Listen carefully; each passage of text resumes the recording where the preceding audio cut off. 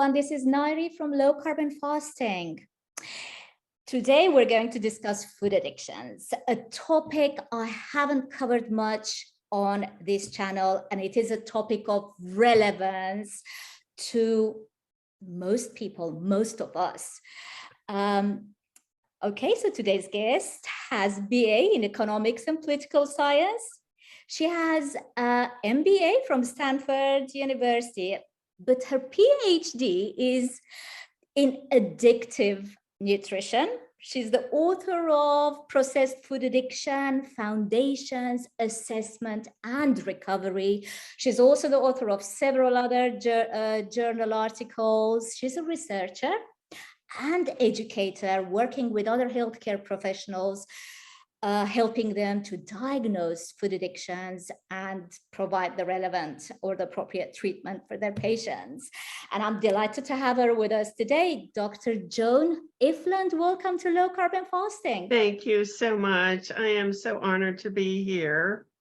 Dr. Ifland, well, the honor is ours. I'm so delighted you accepted my invitation. Now, I'm really intrigued to know why someone with an economics or political science background and with an MBA then decides to do their PhD in human nutrition, but not nutrition, not any kind of nutrition, specializing in addictive behavior. Okay, that's a great question. So the connection there is that processed food addiction is the result, I believe, and the evidence supports this, of the tobacco companies bringing their addiction business model to processed foods in the mid-1980s. And if you understand business models, then you can see exactly where this epidemic started. It was in 1980, a new product came to the market, was high fructose corn syrup. And it was very, very cheap. It's made from corn. There's hundreds of miles of cornfields in the United States. And they created this sweetener from it, from all that corn. Well, why is that so important? It's because the addiction business model depends on cheap pricing, low pricing. The addiction business model depends on being able to addict through repeat consumption the reward centers in the brain. So if your product is too expensive, people will not buy enough of it to repeatedly expose their reward centers to the substance, and you can't establish the addiction. So with the introduction of high fructose corn syrup to the market, oh my gosh, before that, sugar prices were controlled by another drug cartel known as the sugar cartel, mostly in Florida.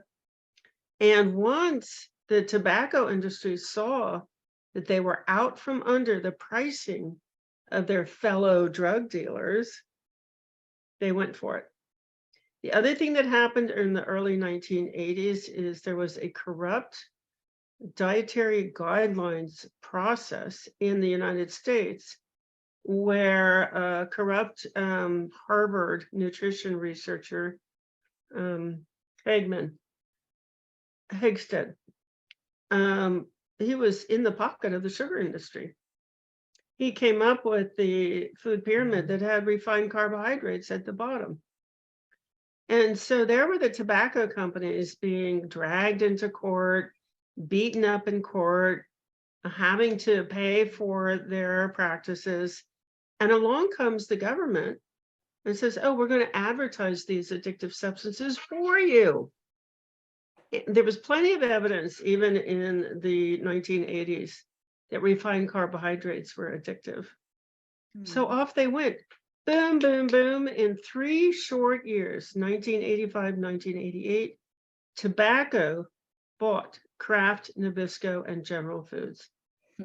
And you see already the obesity rate is going up because high fructose corn syrup turns to fat in the body 2.5 times more readily than sugar. So you will see the introduction of high fructose corn syrup, you see the dietary guidelines, and you see the obesity epidemic just starting to rise, and you see tobacco come in right at that point. And it's the rest is history. Terrible suffering and death from the addiction practices of the tobacco industry as transferred to processed foods.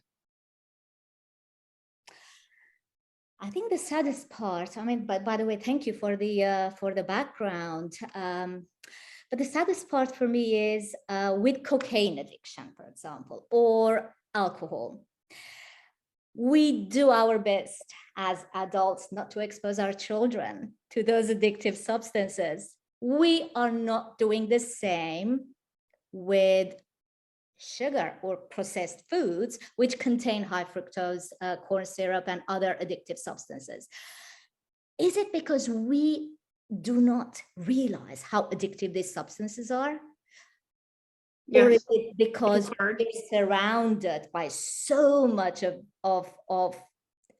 the adverts of these substances that we almost normalize eating a donut and whatever eating junk food is normal? What do you think? Is it social, or is it genuine lack of understanding of the problem? It's both, but you just described it perfectly.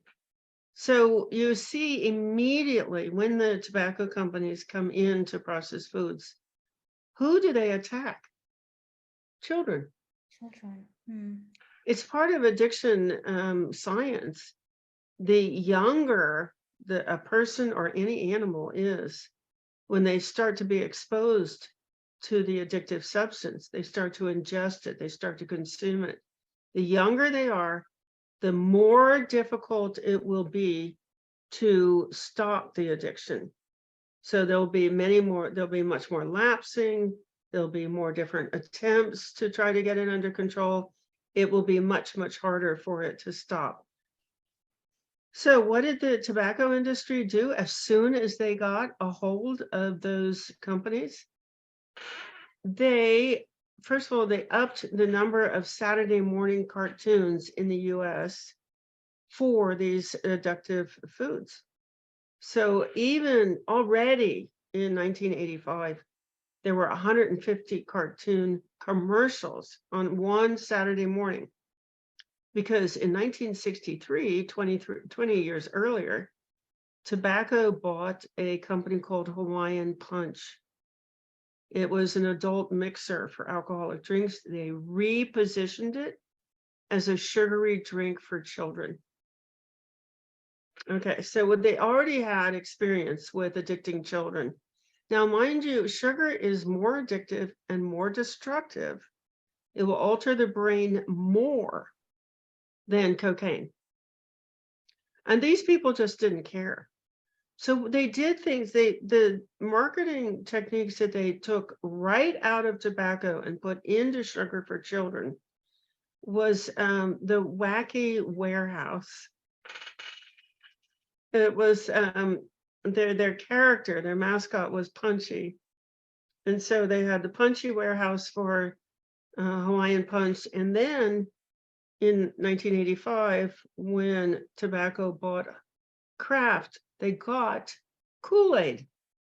They got a product called Kool-Aid. And they created the wacky warehouse, which is pretty ironic because wacky means, mentally ill. They are causing mental illness in children. They had the nerve to call their warehouse the wacky warehouse. It's unimaginable. So why was this giveaway program so effective for instilling addiction in a child? Well, they used the Marlboro Country Store to sell cigarettes and addict people to cigarettes. How does it work? So first you create a product. And it looks an innocent product. Oh, cigarettes are for relaxation. Oh, cigarettes are sexy. Oh, cigarettes are you're rebellious. none of which is true. They just assign it. They make the product look innocent. And they did with the sugary drinks for children. So they hid extra nicotine in cigarettes. They hid extra sugar in these sugary drinks. Even alcohol companies today, they have like a wine cooler for teenagers. And they'll say, oh, this has almost no alcohol in it. But when you analyze it, it's got plenty of alcohol in it. So they're getting these teenagers addicted to alcohol.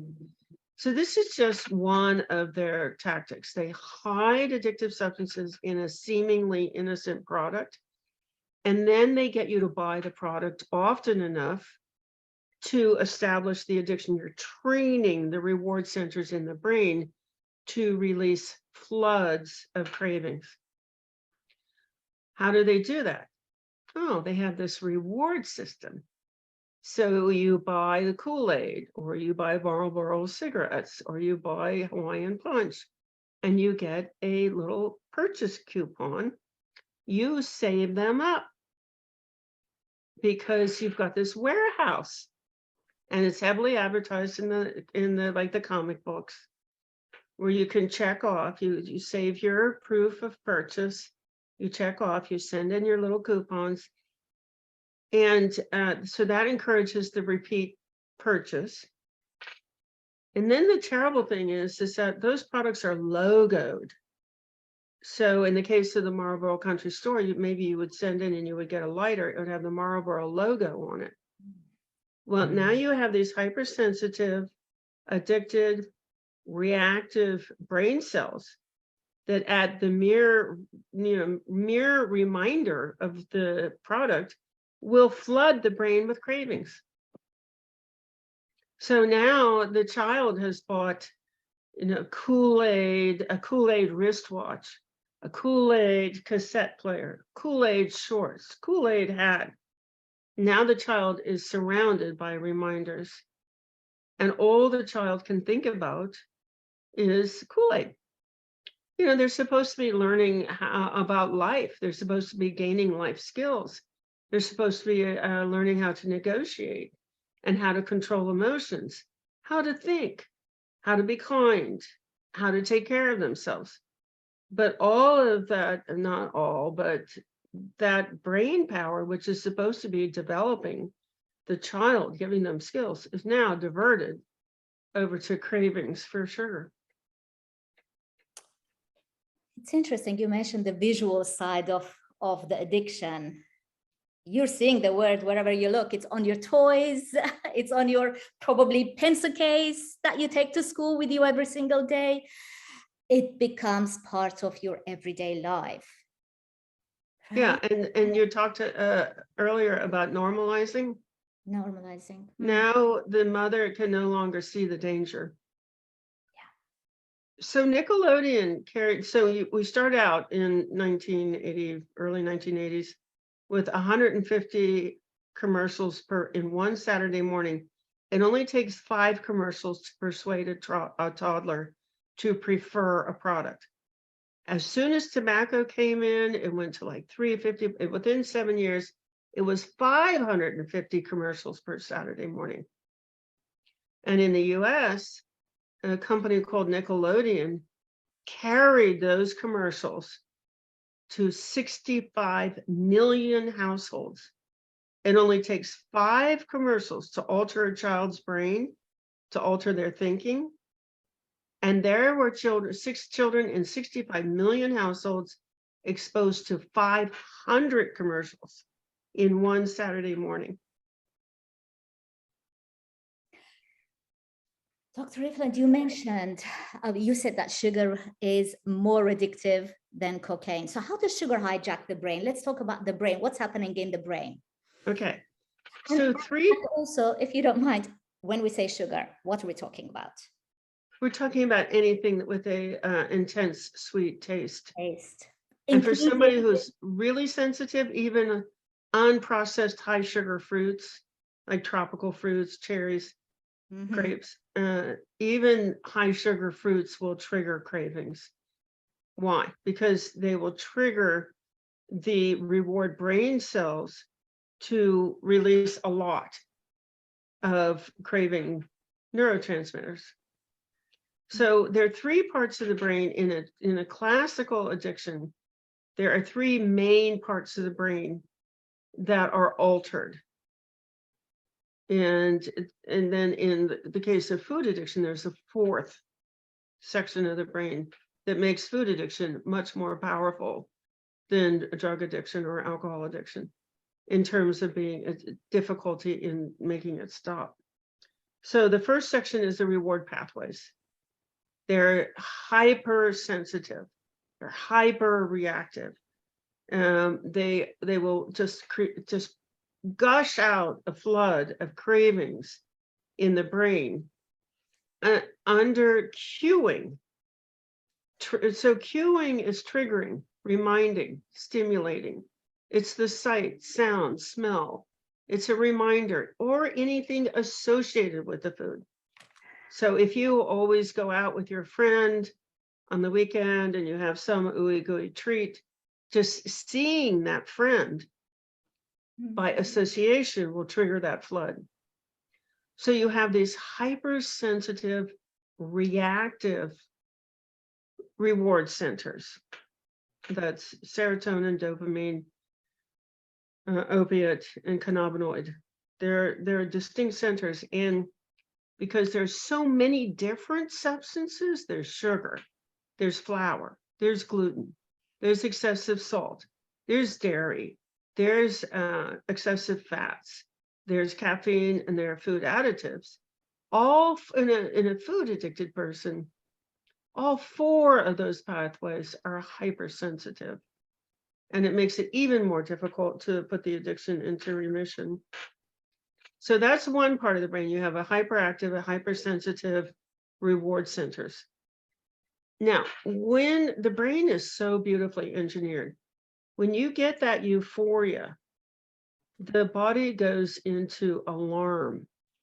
It says, whether you're an evolutionist or a creationist, this is the same in both fields of thought, is you're not safe. If you're in this euphoric out of it state, you're not safe. The saber-toothed tiger could get you, a neighboring tribe could kidnap you. You're not safe. So the brain attempts to bring you back down to earth by activating the stress pathway. So now you have a hypersensitive stress pathway, which is signaling the adrenal glands, release adrenaline, release adrenaline, release adrenaline. It's the technical name is corticotropin releasing factor, CRF pathway. So you have the addiction, and then you have this response. Now you have a hyperactive stress pathway. You have adrenal glands that are pumping out adrenaline all the time. The thing that's really interesting about this and tragic is that the reverse is also true.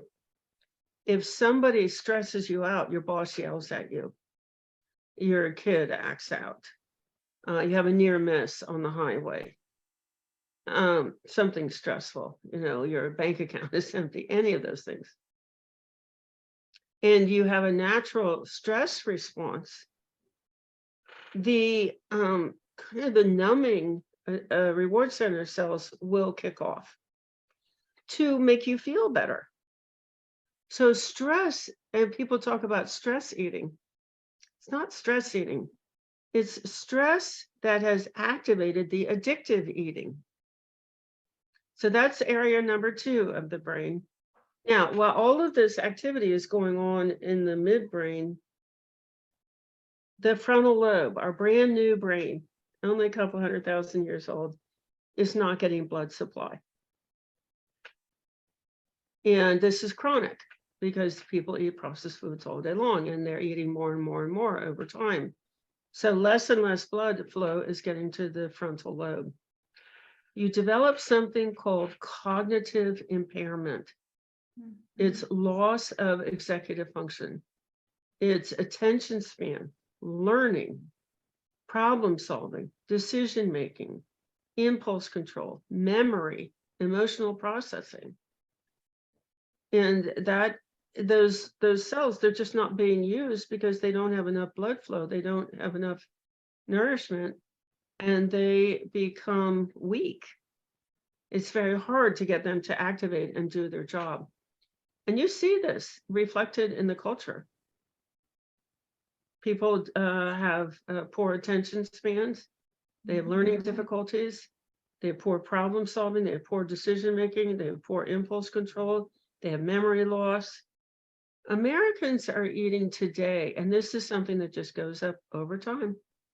They're eating 73% of their food in drugs. They're eating 73% of their food in substances that do those three things. Now, in the case of processed food addiction, there's a fourth area of the brain that is altered, and that is food seeking. Why?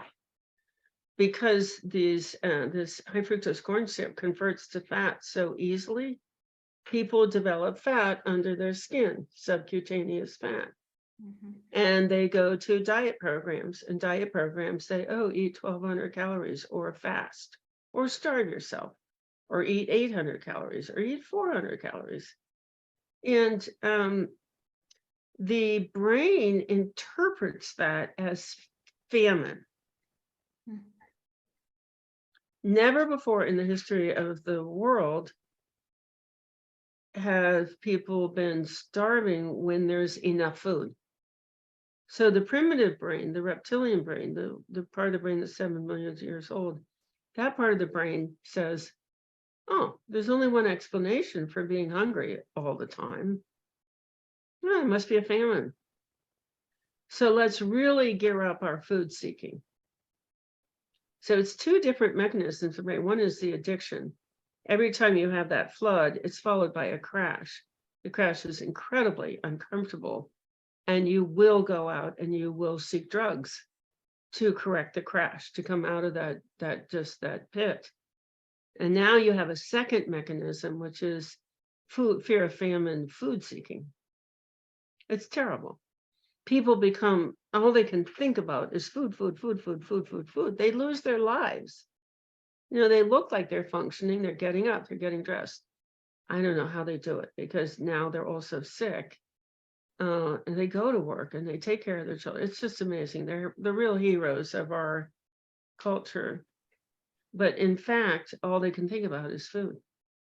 That fourth issue that you mentioned, the food seeking part, do we know what kinds of food people would be seeking?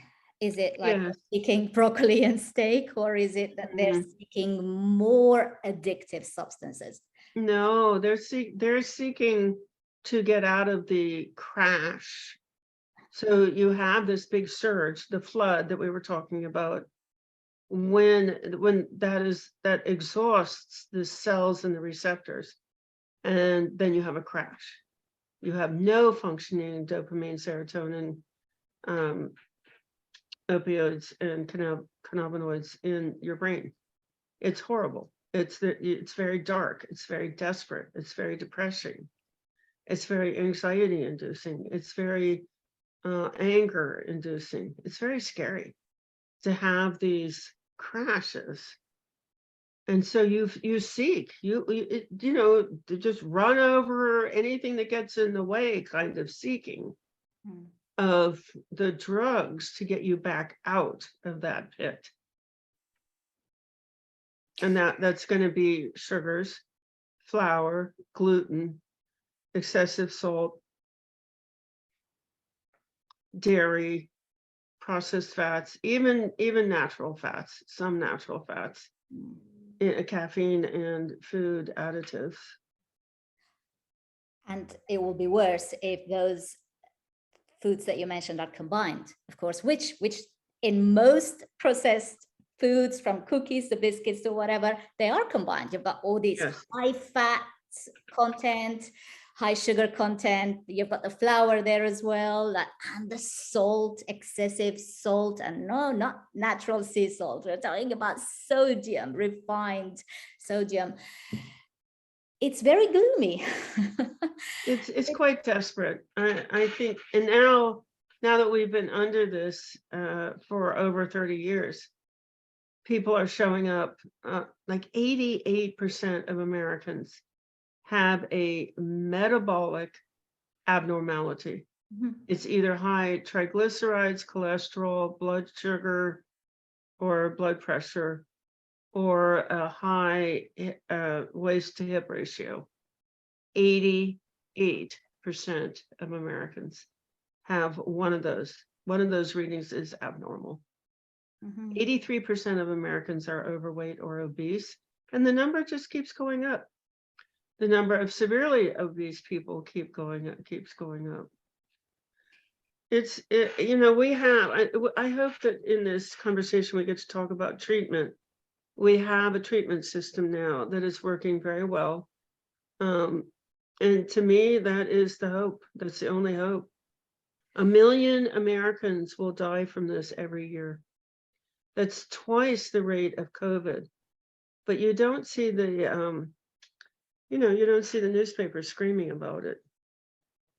No, and it may not be that the addiction was the direct cause of death, but that addictive behavior would definitely lead to numerous chronic diseases, including diabetes. Of course, I can't imagine what it would do to my type 1 diabetes, for example. I mean, what you mentioned, that constant carb seeking it would ruin me. I mean, I would probably die of heart attack, which actually diabetics do. I mean, diabetics end up with either heart disease or some other form of stroke or dementia. Now, cognitive impairment is another one you mentioned. We usually associate it with elderly people.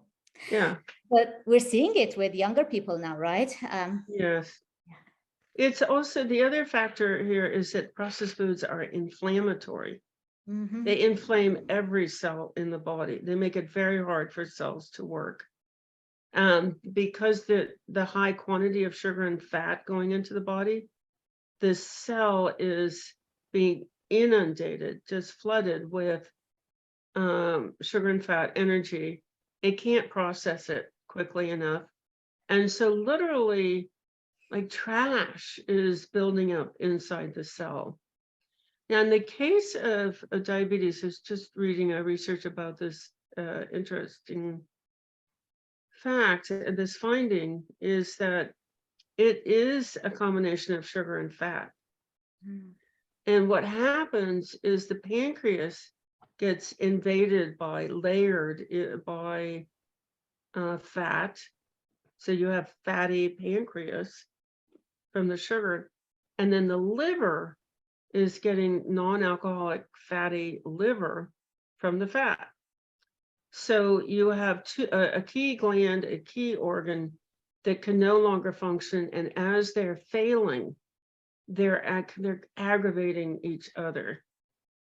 So non-alcoholic fatty liver is actually related to diabetes. But here's the cool thing.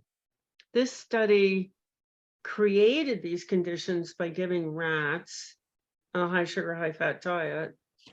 And then they were able to put the condition into full remission by removing that diet and putting in healthy chow. So this is a drum that I would really like to beat, which is when your doctor, your health professional tells you that something is not curable, that is not true. They don't know how to cure it. They've been told it's not curable. There's not a pharmaceutical that's going to put it into remission, but it's entirely possible to put it into remission. But you have to understand how the brain works and how to protect the brain while it, I use the word altered. The brain is altered by these drug addiction programs that the processed food industry has put on. You can alter it right back. You can alter that brain right back to normal functioning. You need a surround environment, and that's really the breakthrough in the treatment, is you need to block out the messaging from the culture, from our very, very sick culture. And you need to replace it with healthy messaging. The brain works by taking in messages, storing them, and then acting on them, mostly copying other people's behavior. So when you talked as we were starting about, oh, is it just that everybody's doing it? It is exactly because everybody's doing it. Because the greatest force in the brain is the drive to belong, the drive to fit in. Because again, whether you're creationist or evolutionist, you had to belong to a group of people in order to get food, water, shelter, protect your children, and get protection from predators. Whether you were a tribe in Israel and you're a creationist, you had to be in that tribe in order to get protection from neighboring tribes, from wild animals. Whether if you're an evolutionist, you had to be in a group of people who could coordinate, looking for shelter, looking for food, protecting children, looking for water, and protecting against animals. So Maslow's hierarchy is not quite right. It's not food, water, shelter is not the bottom line. It's people who can find the food, water, shelter. So the highest, most reliable, functioning until your dying breath cells in the brain are called mirror neurons. And they literally activate the same brain cells in your brain as they see being activated in somebody else's brain. That's fascinating. So if you surround yourself with healthy people, you just find yourself wanting, oh, I really want to go for a walk. It's not like I am to go for a walk. I don't really want to. All right, I should. No, this is so strange. I've never wanted to go for a walk, but now I want to go for a walk. It's because you've been on a Zoom screen and you've seen people maybe from around the world, going for a walk. And you just find yourself wanting to go for a walk. Why? Your mirror neurons are saying, look, everybody's going for a walk. You go for a walk too. We're going for a walk. We're going to fit in with these people. They're going to help us find food, water, shelter. And you just find yourself wanting to go to your front door and put on your shoes. Same thing with eating a clean meal. Somebody said to me the other day, it was very strange. It was very strange. I wanted to go to the kitchen and make a clean meal. I have never wanted to make a clean meal. It's always been a battle. Well, I know I should eat that, but I don't want to eat that. I want to eat this stuff over here. And she said, I wanted to make a clean meal. So, well, that's your mirror neurons shifting over from everybody else in your culture who's eating processed foods. We have an online program where we're broadcasting 17 hours out of 24. You can always go over there and hang out with people who are healthy. And you can feel when your mirror neurons have shifted over and they're now copying healthy people. And the key really is your thought is, I want to go do that. Tell us more about your program. I'm really intrigued by it. It's a program that works, or we hear about it quite often actually in conferences. We know this program works and it creates an environment, a social group for people to belong to. Exactly. Tell us more about it, because that is part of the problem and that's part of the solution too, right? Yes. So so as I said, Zoom is what made it all possible. Zoom. I wrote the textbook. Do you mind if I hold it up? Oh, no, of course not. Please do. All right. Here it is. Full time, 3 years. I wrote 70% of it. It's 240,000 words long. The textbook, there's evidence for everything I know about processed food addiction, and a lot of things I don't know. I read research probably 3 or 4 days a week, and the researchers are just pouring it out. It's not reaching the public, but the researchers are creating evidence for all the different manifestations. Addictions are very, very big syndromes. they affect every cell in the body, they affect every relationship, they affect every family system, they affect every neighborhood, they affect every country. They're big, big syndromes. So in the middle of writing the textbook, I realized that at this point, 30 years into it, it only takes a few months of repeat exposure to processed foods to develop the addiction. And here we are 30 years into it. We've had plenty of time to develop the addiction. Most people have the addiction to some degree, or they've had it and they've put it into remission, but it's still there, it's latent. So I was writing, there are 11 diagnostic criteria for addictions, and I wrote a full chapter on the evidence that that sign is present in overeating. And so there are 11 criteria, this is American Psychiatric Association, and they say if you have 6 or more of these, you have a severe addiction. Once you have a severe addiction, the treatment modality changes dramatically. And it becomes a question of immersing that person in a safe environment where their highly sensitive reward centers will not be triggered. Okay.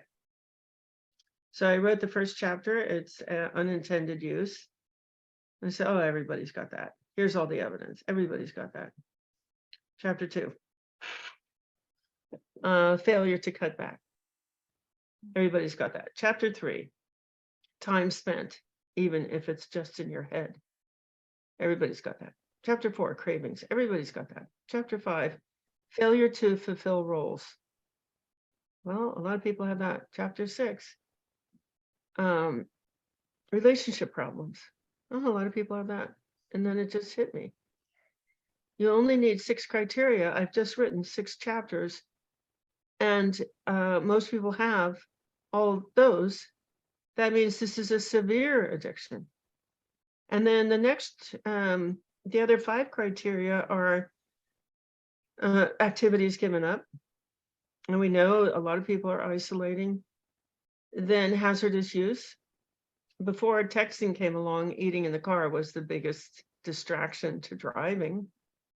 And then eating in spite of knowledge of consequences.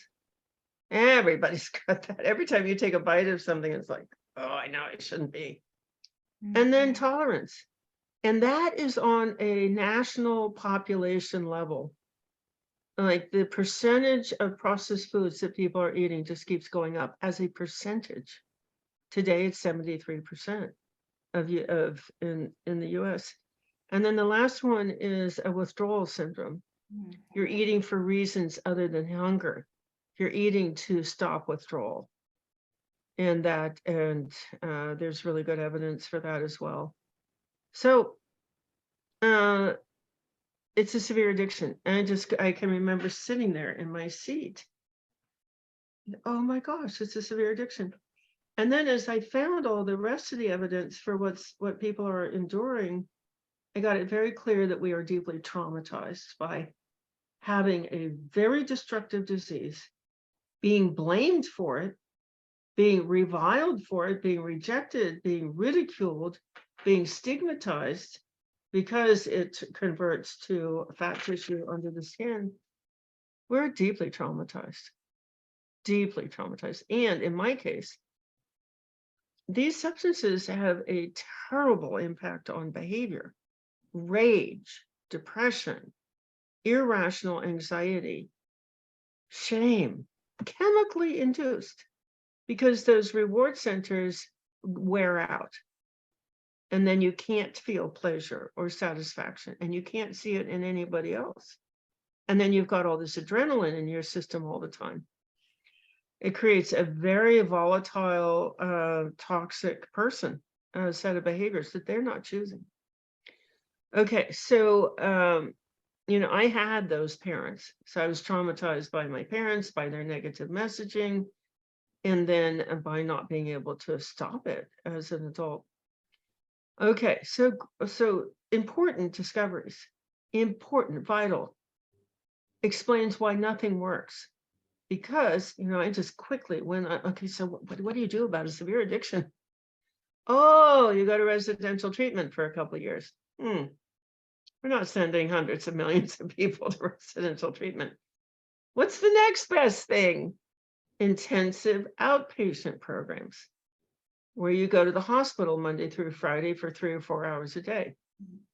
I thought, could we deliver that over the internet? Because as soon as I found out it was a severe addiction, I started a Facebook group, Food Addiction Education. I thought, well, at least we can have a place where people can go 24 hours a day. And I started a daily phone call, which didn't make a dent in it. I thought maybe I could offer a course. And if people came to the course enough during the day, that would really help. So I found a teaching company with a lot of capabilities, Kajabi, and I started building an online course. And then at the end of the year, that was 2017, I got on my first Zoom chat. And I immediately thought, we could deliver intensive outpatient over Zoom. So I got some volunteers from the conference call. I said, come on, you guys, clear your calendars for a week and do this with me. We did it the first week of January 2018. Now, these are people who'd been on the conference call with me for a couple of years without success. Goodness bless them for sticking with me. They had been trying to have one clean day of eating for maybe 20 years with no success. They're desperate and they still can't stop. It's a severe addiction. So we start the first day. I'm going to be on Zoom all day. I didn't know that I can't do that. It's too much, but I committed to it. And then we had an advertised paid week the following. So I was going to run this test week, this beta week with my volunteers, and then run a week for the public. So we get on at the end of the day. We talk in the morning, what are you going to eat? And no, I can't start this today. It's just too much. No, I can start this, but I can't weigh and measure. Okay, don't do that. No, then don't start today. At the end of the day, we went around the room, the Zoom room. Everybody had had a clean day. Amazing. I had been looking for this for 22 years. I got off of sugars and flours in 1996, and I started experiencing the miracles, the bloating, the craving, the brain fog, the fatigue, the sinus infections, the allergy, and then the raging. And I just thought, everybody's got to know this. I've got to tell everybody, and they'll stop eating it, and then they'll be so much happier. No, it's a severe addiction. You don't just treat a severe addiction by telling somebody if they have it. But anyway, there it was. 22 years later, I did 14 major programs in those 22 years. I earned the PhD. I got on television. I did all these things. I wrote a popular book. I had a prepared meal company. None of it had worked except the internship that I did at a small faith organization in South Houston. And there it worked great. And I missed the significance of it. People who knew each other well, a few of them got some big results, and it just spread throughout the organization. They already had their mirror neuron engagement. They already identified with each other tremendously. At the end of just showing up a couple of days a week to answer questions and offer education, they were all off their medications. They lost their weight. It was an elderly population. They were 20 years younger. They were off the couch in the afternoon. It was just beautiful. And I missed the significance of it. And it was so like matter of fact, I just thought, well, of course, of course. But that's exactly the same thing that happened. They stayed clean all week. They all got through withdrawal. I said, please come and volunteer with me next week. We did it with our paid population. They also, same result. Same result. And that was it. I couldn't stay on all day, but eventually the next person came on who could run some of the hours. And since that time, we have now built up to 17 hours around the clock, around the world.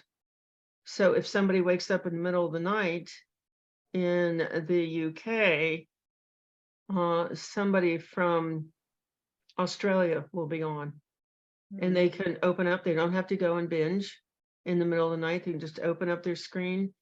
Getting into community releases a great substance in the own body, a neurotransmitter called oxytocin, which travels to the dopamine pathways and regulates them. So you can just open up your screen, get an oxytocin release, and get your cravings under control. And because Zoom is on every device, whether it's your cell phone, your smartphone, or your tablet, or your computer, or your laptop, anywhere you have an internet connection, you can get on. And anyway, we have things that you can download to your device. So if you're driving somewhere where there's no reception, you can be listening to one of our podcasts. And that's the answer. Now, we are also science-based. So the big piece of it is all this messaging. You can do residential rehab at home. And people say that, I'm out and about, I'm running my life, I'm doing my errands, picking up the kids, but when I'm at home, I'm in rehab. I turn on the arc, I listen to it in the background. I can do the vacuuming, I can fix my food, but the messaging is getting packed in there. I am powerful, I am valuable, I easily know that those foods make me sick. And you just keep building that messaging until you have more of that. I am powerful, I am in control, I know the truth, I know the difference between toxic foods and real foods. I easily make clean meals. You have that kind of messaging running your behavior, and it gets bigger and bigger and bigger, and it eventually just gets bigger than the addiction. You're filling up your frontal lobe. You're making your frontal lobe active again. It's regaining its power in the brain. And then you're doing a lot of stress management training, how to avoid being stressed out by other people or circumstances. And you're eating full, clean meals. And that's calming down the food-seeking brain. Just works. I was going to ask you, you highlighted the importance of having that community, and some people need that for 17 hours of the day. How challenging is it for those people who I know that some will have family members living with them in the same household who do not support them? I mean, it's a sad reality, but we all know people like that. So we discovered this quite by accident, but it's very cool. We have a whole library now. I most weekends I put on a weekend workshop for our community. I will just assemble some new set of science, and we'll explain something. Like we'll explain why the community works, the oxytocin release, and people will get a deep understanding why that works. Why being kind to another person works. Being kind to another person, helping another person, changes the body chemistry dramatically. So why? What do the tobacco companies do? What does it mean to have your mirror neurons latched onto a social circle that likes to eat and drink and is gaining weight? That means that you're going to be eating and drinking and gaining weight. So just one after another, how mirror neurons work. We have this huge library of videos. So what we learned is if our member is playing one of these fascinating videos in the household, the other people in the household are listening to it. And they're responding. And we don't care. Like when we're in a chat and we're doing check-ins and people are solving problems or they're celebrating victories, we say, go listen to that in the part of the house where other people can hear. This is a really cute story. One of our members who just plays it in the background. I tell people, if you can watch TV, you can recover, because your brain will be helplessly, automatically taking in this messaging and strengthening your own behaviors. So she carries it around with her in the house. And one day her husband says to her, "Oh, I'm glad she's back. I like her." And her member says, "Who? Who are you talking about?" He said, "You know that lady on your computer. She's back. I like her." See, he was listening. He was getting it. This activates his drive to belong. Now he wants to conform to those people on the screen. Mirror neurons decide who to copy based on how often they see them. So the fact that we're on for a block of 6 hours, and then we're off for 2 hours, we're on for a block of 8 hours, and then we're off for a couple of hours. It's very easy to see members of the ARC, the Addiction Reset community. It's very easy to see them all the time. It's very easy to get your mirror neurons to swing over and say, no, what do these people do? Because we see them all the time. We need to copy them. It's life or death. They're going to get us food, water, shelter, protect our children, and fight off predators. So what is it that they do? Oh, they don't eat this stuff? Oh, okay, well, we won't eat it either. It's that friggin' easy. It's absolutely fascinating.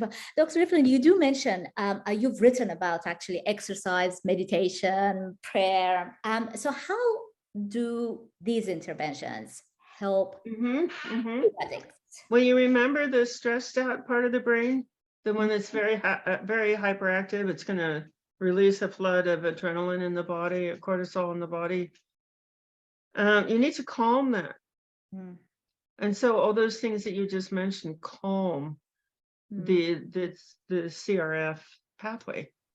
They're all calming. And we have affirmations, for example, we are calm in all situations. So there are dozens and dozens of things that calm the brain. Sitting under a tree, being outside, looking at the sky, looking at something green outside. Mindfulness, sleep, listen, breath work. Breath work is huge for calming. Breath work will just like regulate the brain so quickly. There are dozens and dozens of these things. And what we have is we have a list of them, and we have ways to experiment with them. And just as we have a method to teach people how to customize their food plan. We encourage people to customize their calming routines.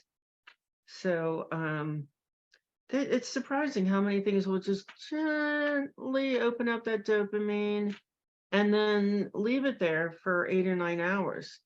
It's very different from a spike and a crash, which is disturbing and distressing. And now you're going to the vending machine and you didn't want to.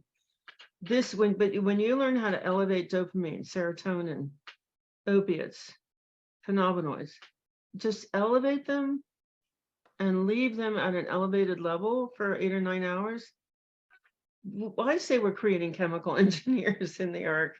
It's people who understand how to appropriately. This is like the valve in a chemical refinery, how to open up that valve and just have a great life because you feel good all the time because you've got the right amount of feel-good chemicals in your brain. We are walking chemical refineries. And when you take control over how the chemicals are released in your brain and body, when you grab that back from the addiction scientists at the corporations, not just food, but screens and pornography and romance novels and gambling, they all have addiction scientists now. But when you block that messaging and you wrestle back control over your own brain chemistry, it's amazing. And then life just becomes so much fun. Yeah. Dr. Ifland, we talked about screening for addictive behavior, which is important because if you're not screened or diagnosed, if that's the right word, as a food addict, you're not going to seek treatment. Yes. Now, one of the most common things we tell alcoholics, for example, oh, well, don't drink, just clear the house and don't drink. So abstinence, and you talk about abstinence, it doesn't work. So let's just talk about abstinence. Why is it that it doesn't work? You cannot just remove the alcohol from someone's house. They might be fine not drinking for a day or two, and then something else happens. And the same goes for food addiction. So tell us more about why abstinence doesn't work. Okay, so abstinence doesn't work because of everything we've talked about. So abstinence works great. Abstinence works fantastic if you are surrounded by abstinent people. Then abstinence is easy. Oh, they don't eat that. No, I don't eat that either. Oh no, I wouldn't. They don't touch that. No, I don't touch it either. And you have to know which substances are being hidden in your food.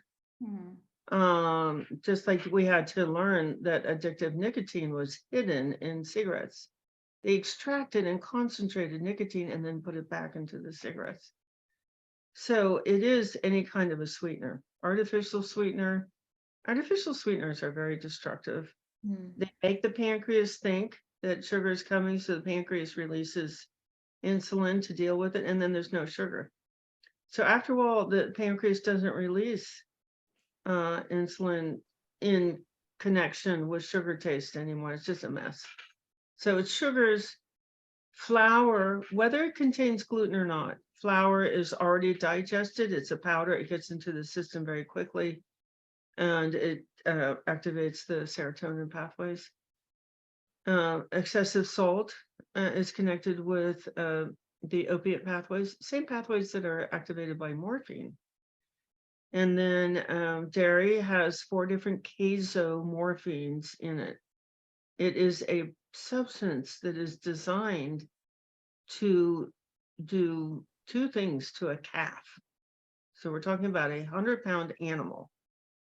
It does 2 things to that animal. It puts it to sleep. Dairy, raw milk right out of the cow is a narcotic. It's got literally 4 different kinds of morphine in it, casomorphine, because it needs to put that calf to sleep so the calf will absorb the nutrients from the milk. The second thing that milk does is it puts 500 pounds onto the calf in a year. Now, for humans, there are 3 other genes. These are genes that are being turned on by the substance. It turns on 3 other genes: breast cancer, prostate cancer, and acne. So it's like the last thing that you would ever want to put in your system. And, there's the dairy industry, just like the tobacco industry. Dairy industry is very similar to the tobacco industry. Oh, no, you need milk for strong bones. That's an outright lie. There are 8 minerals that need to be present before a bone can absorb. And calcium is only one of them. And you can get calcium from vegetables. And if you have too much calcium, your bones will grow bone spurs and that hurt, and that you have to have surgery to go in and out removed. And of course, schools are offering children not just real whole milk, skimmed milk with added sugar and chocolate and some chemical flavor. Yes, and when you take the fat out of the milk and you make skim milk, then the sugar, the lactose, gets into the system very quickly. It's so bad out there. And then fat, we have new research showing that excessive amounts of fat are addictive. It's a brilliant study, came out of a lab in Boston, Pedro Cottone's lab, where they took 2 groups of rats. This group got unrestricted access to fats. This group got unrestricted access to sugar. And you saw the progression, which is the hallmark, progression, more and more consumption over 21 days in both groups. And then you saw other changes in the locomotor center of the brain that's characteristic of addiction. And so there was no sugar in that fat. There's this old belief now, which has been disproven, that you have to have sugar in the fat before the fat's addictive. That is not true. Mm. This study was absolutely crystal clear. The rats eating the fat showed progression. The rats eating the sugar, we already knew that they would show progression, but both groups showed progression. And then both groups showed the alterations to the brain. So we have to eat fat, but it's got to be a minimal amount, and you can't combine it with any kind of a sweetener. So these keto treats, Yes. I've written a paper, some really great co-authors. I'm trying to get organized.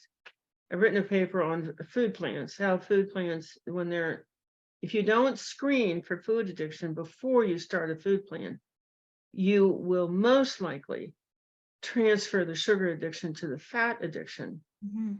But the sugar addiction will either incubate and become more powerful, or the person will turn to keto treats, and the sugar fat combination in a keto treat will accelerate fat addiction, because there's no calories from the artificial sweetener in the keto treat, but there's plenty of fat.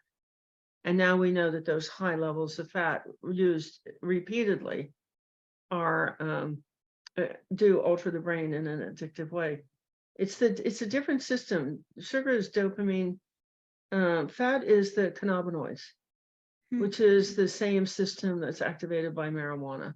That marijuana is cannabis.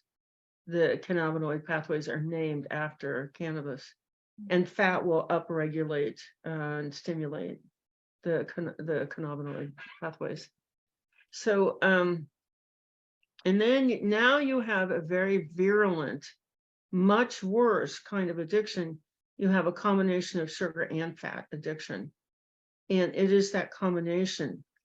You maintain the high quantities of fat that you're now addicted to from being on like so you didn't screen for the food addiction, and you prescribed a ketogenic food plan. And now the person is addicted to that, and they're relapsing onto the sugar. But oh man, they're going to say, oh, but I'm on that keto food plan. I'm going to maintain that high level of fat. I'm going to eat all those keto treats because I know they're good for me. And now the sugar addiction has re-erupted. The person has lapsed back on sugar. Yeah. Now they have much higher fat and the high levels of sugar, and that is deadly. That is how you get fatty liver. That is how you get fatty pancreas. That is how you get heart disease. That is how you fill every cell in the body with debris. And it's loss of autophagy, autophagy. The cell can no longer automatically clean itself.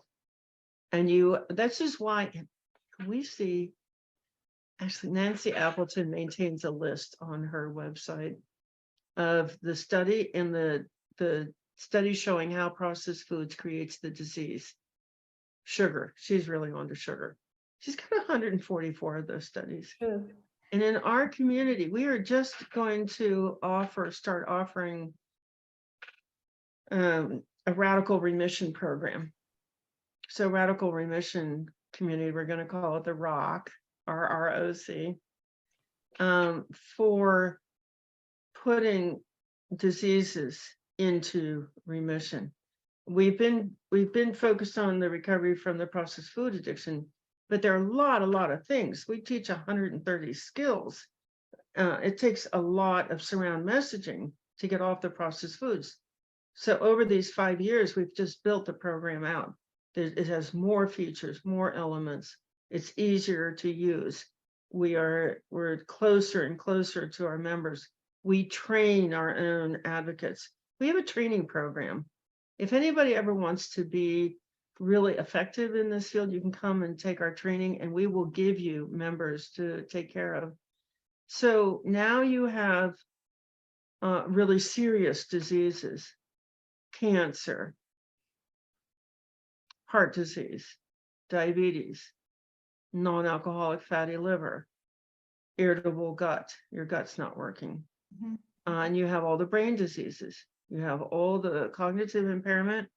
You have personality disorders because your feel-good pathways aren't working. You don't feel good.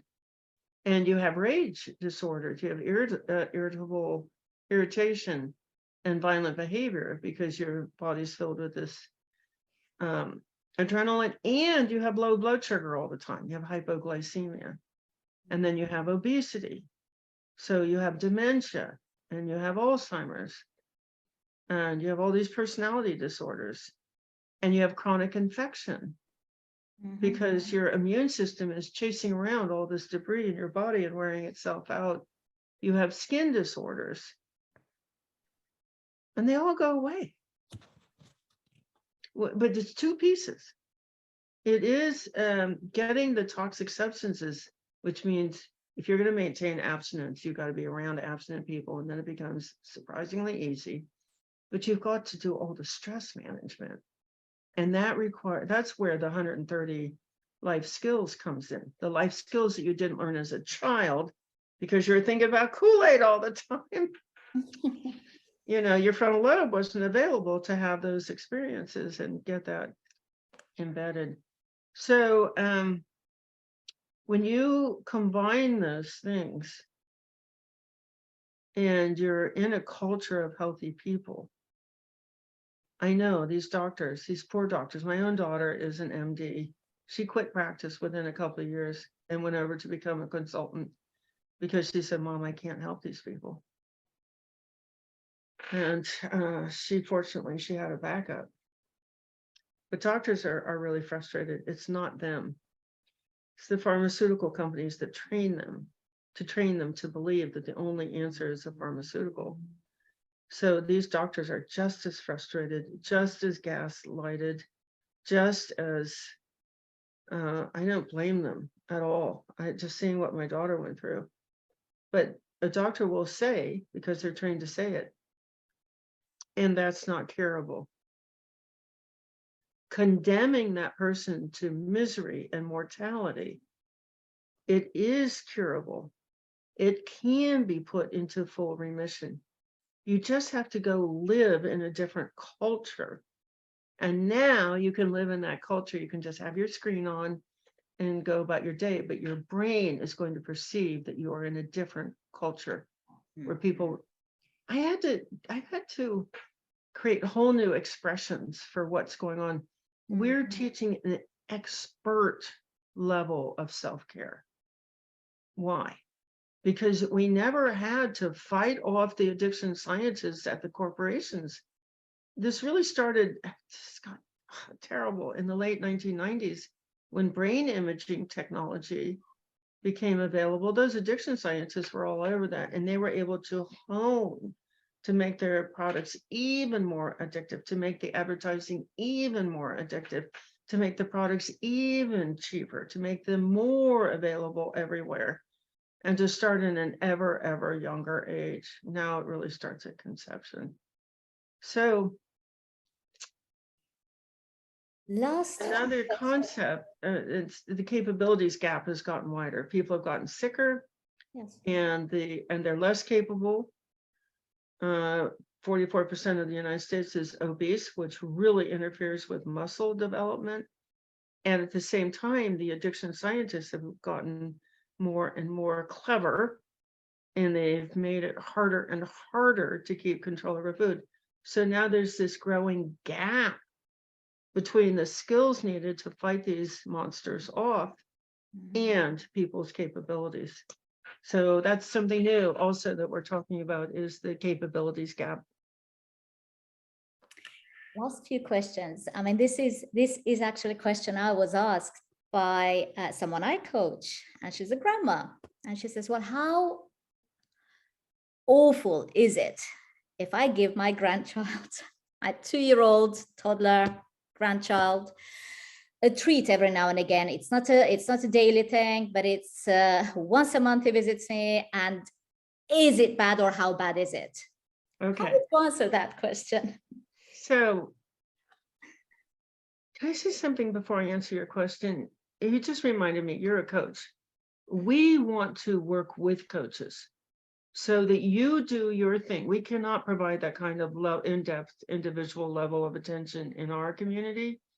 But when you're done providing that in-depth individual level of coaching, you have the security of knowing. And so if you're doing the coaching and your member is in our community, then you know that if they wake up during the night, there will be somebody there to take care of them. Okay. So it's not either coaching, doctor, therapist, no, or the community. You've got to combine them. We need these individual professionals like you. Okay. So how often? How about this? I mean, how can you, because I think, I know. not everyone who's ever had a drink in their life is addicted to alcohol. But because this is everywhere and it erodes impulse control. This is why it's everywhere, and people have no impulse control because the substances have impaired impulse control. You don't have it. So that means that all the time when you're around these substances, you're putting them in your mouth, even if you desperately do not want to be. Okay, so sugar is more destructive than cocaine. We've got, if you have another minute, I'll share a screen. So I would invite all of your members to join the Facebook group Food Addiction Education. But this, I came over here for the brain scans. These are brain scans of dopamine receptor fields.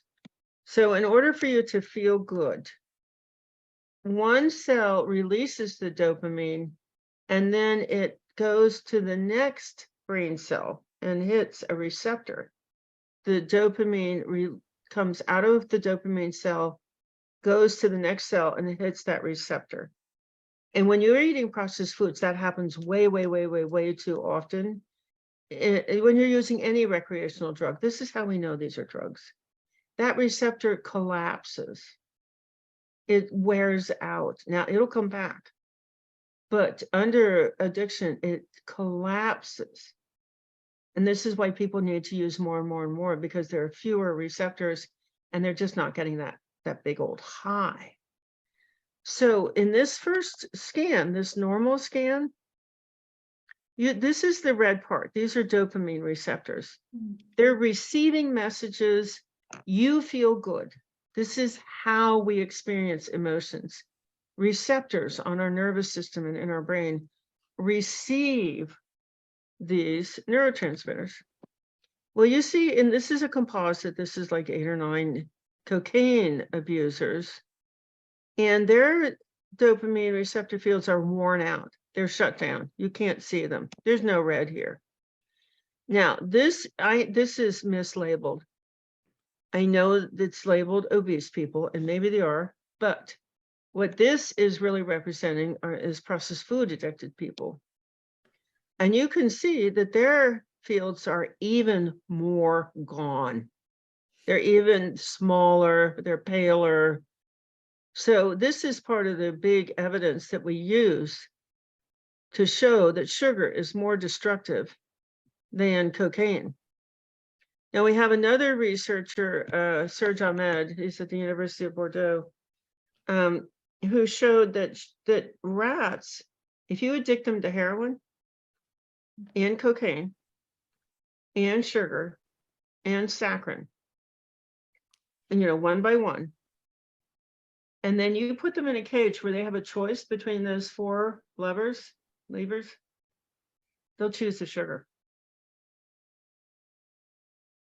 And if you take away the sugar, their next choice is the saccharin.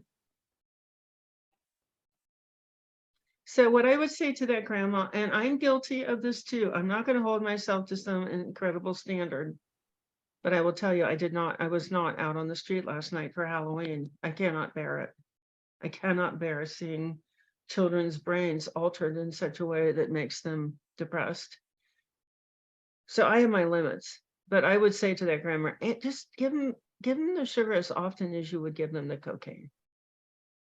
Maybe a little bit less often because it's more destructive.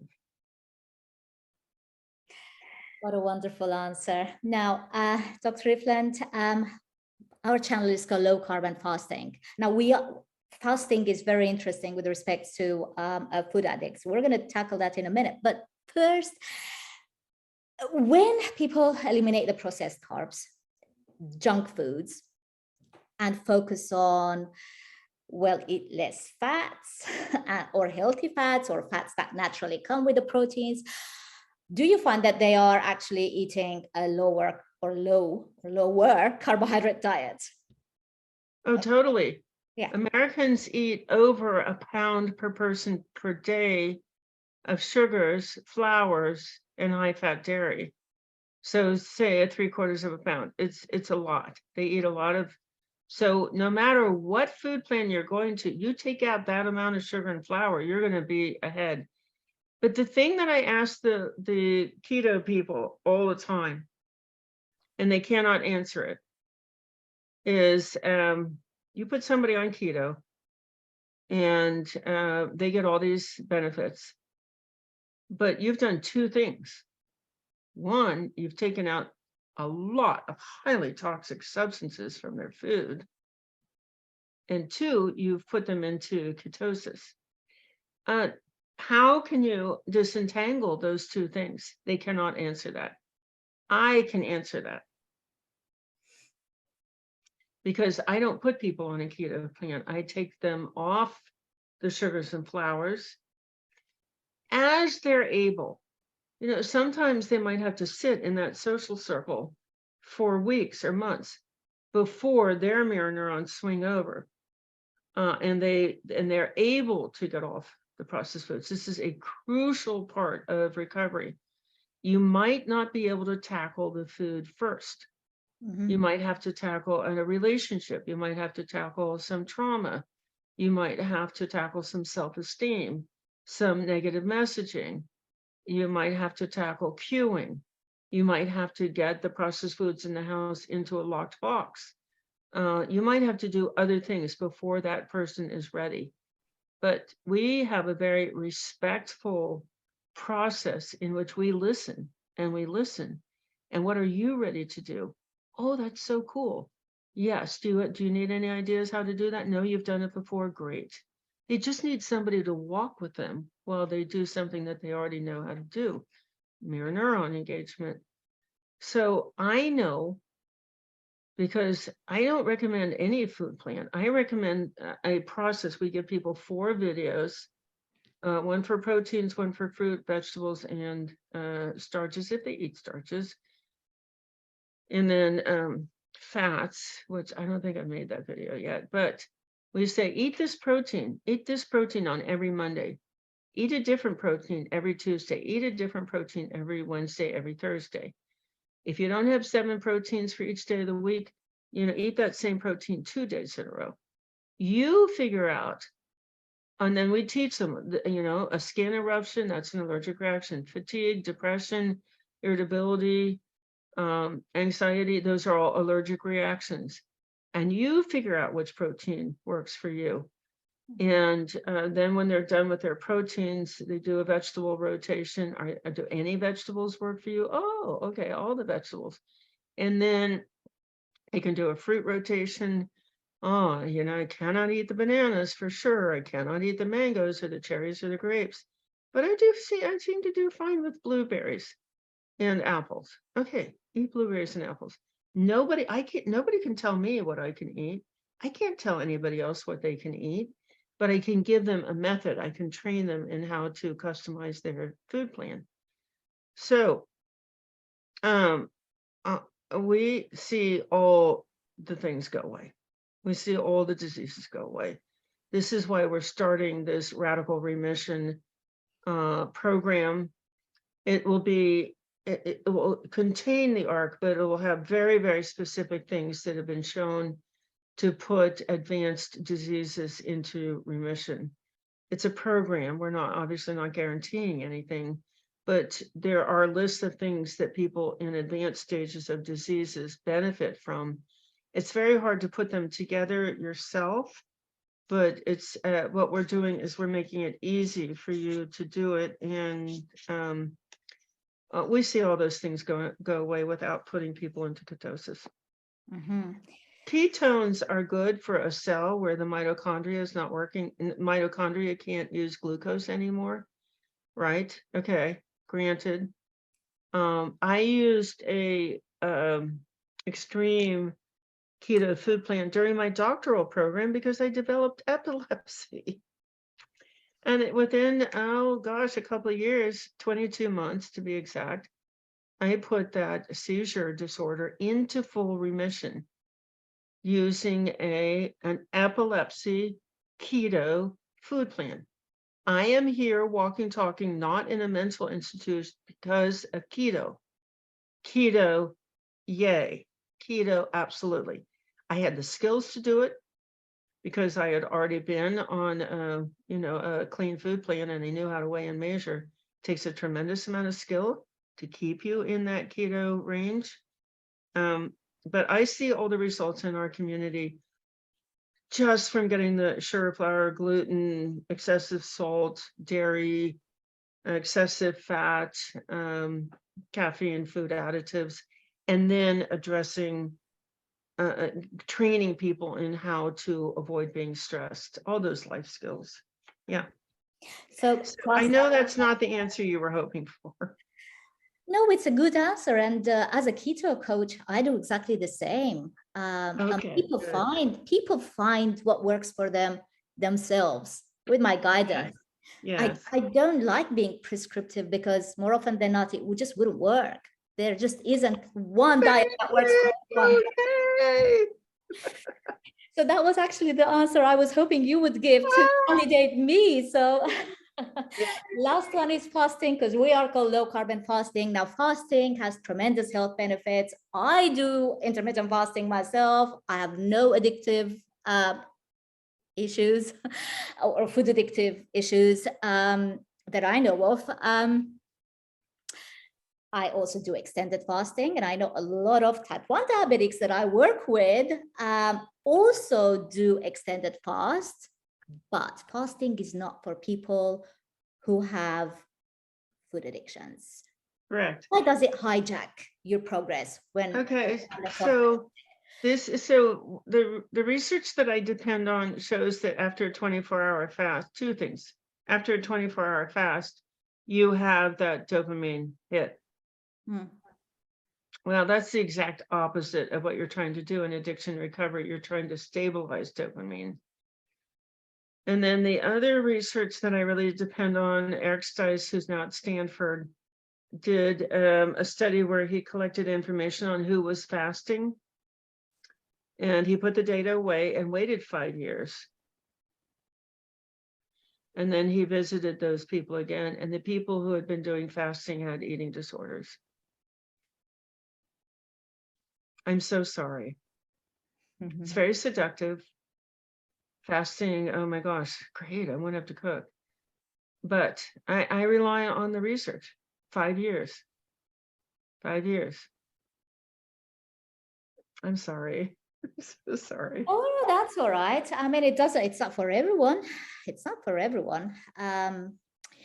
People, I think, dependent on insulin, someone like me, my insulin needs reduced by 20-30% after 24 hours. In fact, after a 23-hour fast, which basically means 1 meal a day. So if I do that once a month, as opposed to my usual 2 meals, perfect. I maintain insulin sensitivity. So it works for me. But then again, I'm relatively healthy and I don't suffer any food addiction. So I don't recommend it to any of the people that I coach. Yes, if you screen for food addiction and you get, so 2 out of those 11 criteria is a mild addiction, 4 is a moderate, and then 6 is severe. Yeah. So if you get a positive reading from your screen, you're not going to prescribe fasting. Yeah. We're going to finish with that message on fasting and why it doesn't work for everyone. Dr. Ifland, I can't thank you enough for your time today. Thanks for having me. This was great. I appreciate you. I appreciate your profession. I appreciate coaches. We want to work with coaches. We want your clients to be safe 24 hours a day. and for you to get tremendous satisfaction out of what you do. Thank you very much. And hopefully we can chat again Anytime. another time. Thank you once again, and bye for now.